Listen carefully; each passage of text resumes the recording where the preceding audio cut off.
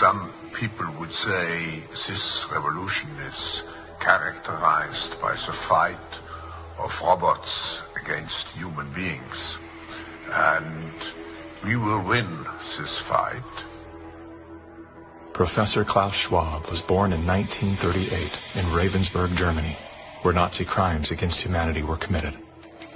His father, Eugene Wilhelm Schwab, was the managing director of Escher Weiss Ravensburg, a company that used slave labor to manufacture weapons of war for the Third Reich.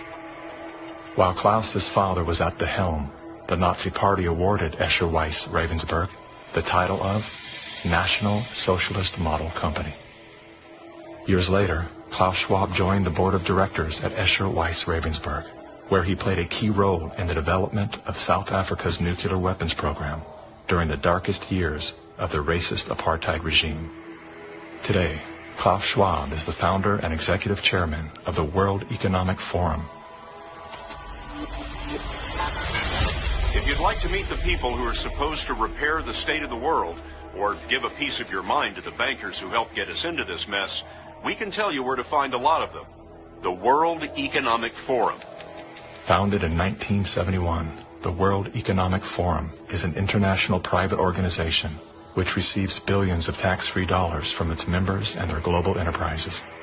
Every year, the WEF brings together its members with world leaders, big pharma executives, tech titans, Hollywood celebrities, media personalities, and internet influencers to meet in the secluded mountains of Davos, Switzerland.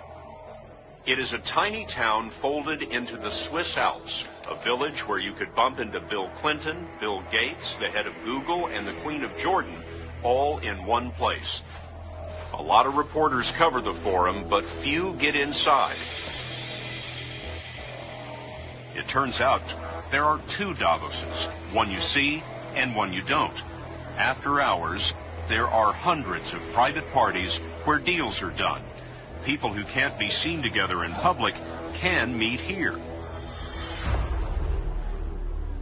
Your Royal Highnesses, Excellencies, distinguished heads of state and government, the future is built by us, by a powerful community as you here in this room. Klaus Schwab, the founder of the WEF, is particularly upfront and even proud of his ability to shape and influence world politics.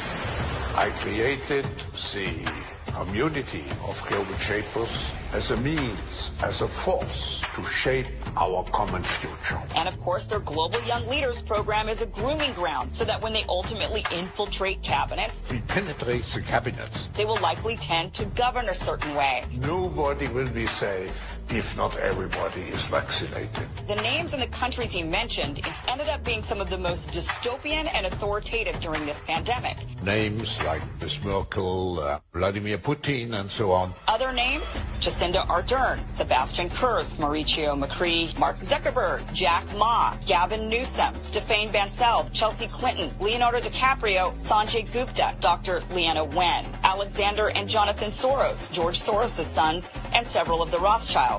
And of course, Now who could represent such a world better than you, Prime Minister?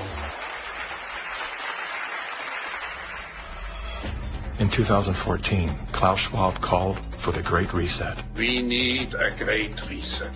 which he positioned as the solution to the world's most urgent issues. The dark reality of Schwab's agenda is detailed in his best-selling book, COVID-19, The Great Reset. His endgame mission is to replace independent governance with a top-down controlled, one world government and a central bank-controlled digital currency. When they say, you'll be happy, what they mean is, you'll be enslaved. That's why they're talking about a great reset. That's why they're talking about introducing this quasi-communist, quasi-socialist agenda. They know we've run the course where we cannot continue down the path of the ever-increasing indebtedness because we have a generation that quite literally cannot afford to buy a house. Millions of Americans are priced out of buying a home. And so it's easy to tell that generation, we're going to forgive your college debt. Student debt relief. And set your expectations lower. You're going to rent forever. We're going to celebrate the tiny house movement. We're going to do all of these things which sound cool, because they're shaping our narrative so that we become capable of expecting less. What we need to do is not